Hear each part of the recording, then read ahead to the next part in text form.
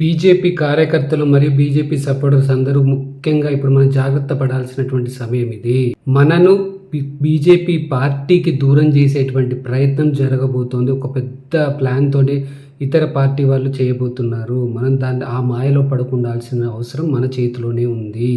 ఎందుకంటే బీజేపీ కార్యకర్తలు బీజేపీకి దూరం అయితే బీజేపీకి గెలవకుండా ఉంటుంది. ముఖ్యంగా తెలంగాణలో అధికారంలో లేదు కాబట్టి అధికారంలో రాకుండా చేయడానికి, మళ్ళీ ఎంపీ ఎలక్షన్స్లో కూడా ఓట్లు పడకుండా ఉండడానికి మ్యాక్సిమం ప్లాన్ చేస్తున్న ఇతర పార్టీలు. ఎందుకంటే డైరెక్ట్గా గెలవలేని పరిస్థితి వాళ్ళది. అది ఎలా అంటే, ఒక సామెత ఉంది.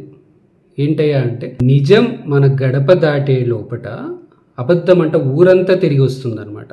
ఆ పందాన్ని వాళ్ళు ఎంచుకున్నారు ఈ రోజుల్లో. ఇప్పుడు మనం ఇక విషయానికి వస్తే, పొద్దున లేస్తే ప్రతి ఒక్క మనిషి చేతిలో ఫోన్ ఉంటుంది. ప్రపంచాన్నంతా తన ఫోన్లోనే చూస్తున్నాం. మనం మంచి చెడు దాంట్లోనే తెలుసుకుంటున్నాం. ఇతర వార్తలు తెలుసుకుంటున్నాం. మన బంధువులకు యోగక్షేమాలు తెలుసుకుంటున్నాం. మన కుటుంబం గురించి మంచి చెడులు కూడా తెలుసుకుంటున్నాం. ఎన్నో దాని ద్వారా మంచి కూడా ఉన్నాయి, కానీ అందులో ఒక చెడు కూడా ఉంది.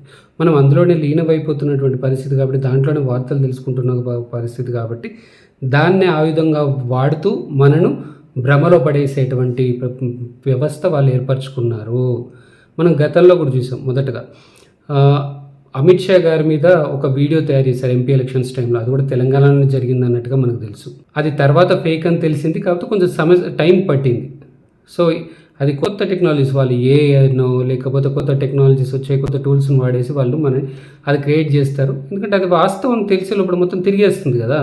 సో అది జరుగుతుంది.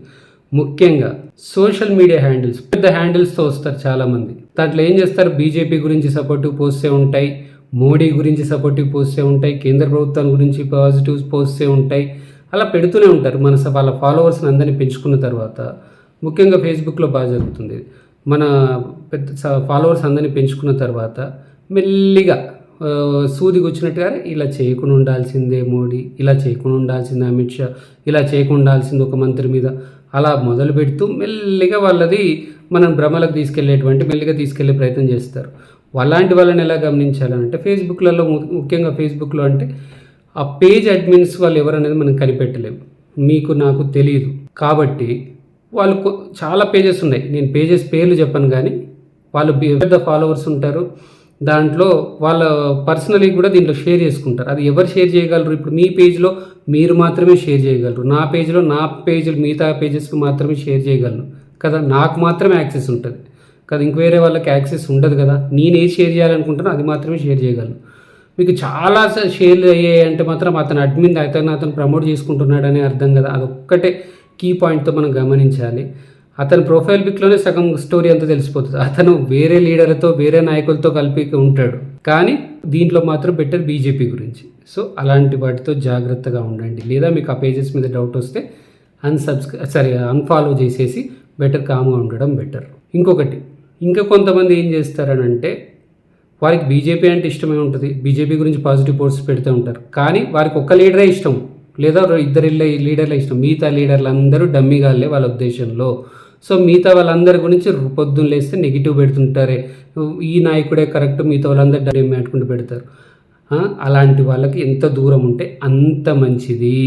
మొదటి వాళ్ళు వీళ్ళకంటే ఫార్ బెటర్. ఇలాంటి వాళ్ళతో ఎంత దూరం ఉంటే అంత మంచిది. తర్వాత కొంతమంది కులం పేరుతోటి, మన కులానికి బీజేపీ ఏం చేయట్లేదు, మన మెల్లిమెల్లగా ఇట్లా మనల్ని దూరం చేసే ప్రయత్నం చేస్తుంటారు. ఎందుకంటే మన మీద మైండ్లో కూడా అంత ఇంత చూసే ప్రయత్నం చేస్తారు. అందరికి బీజేపీలో దాదాపు కుల పిచ్చి ఉండదు, కానీ అప్పుడు కొంతమందికి ఏమైనా ఉంటే అలాంటివి చేసే ప్రయత్నం చేస్తుంటారు. అలాంటి వారికి మ్యాక్సిమం దూరంగా ఉండడం చాలా మంచిది. యూట్యూబర్స్ గురించి చెప్తాను. ఇప్పుడు ఇన్ని రోజులు వాళ్ళకి బీజేపీ అంటే ఇష్టం ఉండదు, మోడీ అంటే ఇష్టం ఉండదు, కానీ కొత్తగా వాళ్ళు పుట్టుకొచ్చేస్తారు. సో ఇప్పుడు మొత్తం హిందుత్వం గురించి పెడితే మాకు సబ్స్క్రైబర్లు వస్తారనే ఉద్దేశంతో మనకి హిందుత్వం గురించి, బీజేపీ గురించి పెట్టేసి వాళ్ళు మాట్లాడుతుంటారు. పెద్ద తోపుతురులా అది అని మాట్లాడుతుంటారు. బ్యాక్ ఎండ్ వాళ్ళ వ్యవహారం వేరే విధంగా ఉంటుంది. మన సబ్స్క్రైబర్స్ రాగానే సేమ్ అక్కడ పేజ్ టైప్లోనే మెల్లిగా మన అరే ఇట్లా అని అలా చేయకుండా ఉండాల్సిందని చెప్పడము, లేకపోతే మన లీడర్లు ఎగెనిస్ట్ పెట్టడము, ఈ లీడర్ అక్కడ, ఆ లీడర్ ఇక్కడ, ఇట్లా అని చెప్పేసి మన లీడర్లు ఎగెనిస్ట్ పెట్టేసి మనం భ్రమలు చేసే ప్రయత్నం చేస్తుంటారు. మనకు ఆ యూట్యూబర్స్ అసలు మోడీ అంటే ద్వేషం, వాళ్ళకి బీజేపీ అంటే పొద్దున్న లేసి తిట్టేటువంటి కొంతమంది కమ్యూనిస్ట్ వాళ్ళు ఉంటారు, ఇతర పార్టీ వాళ్ళు. అలాంటి వాళ్ళని ఎందుకు ఎంకరేజ్ చేస్తామో అర్థం కాదు. ఒక్క వీడియో మోడీ గురించి మంచి మాట్లాడిన, ఒక్క వీడియో ఒక లీడర్ గురించి మాట్లాడగానే వాళ్ళు ఎక్కిచ్చేసుకుంటున్నాం. ఆ తప్పు మనదే, పూర్తిగా గుర్తుపెట్టుకోండి. అలాంటి వాళ్ళకి ఎంత దూరం ఉంటే అంత మంచిది. మన జాతీయవాద భావజాలంతో ఎన్నో యూట్యూబ్ ఛానల్స్ ఉన్నాయి. వాళ్ళ దగ్గర బడ్జెట్ ఉందో లేకపోయినా ఉన్నంతలో వాస్తవాలు చెప్పే ప్రయత్నం చేస్తున్నారు. అలాంటి యూట్యూబర్స్ని సబ్స్క్రైబ్ చేసుకుని అట్లాంటి వాళ్ళ దగ్గర వాస్తవాలు తెలుసుకునేటువంటి ప్రయత్నం చేయండి.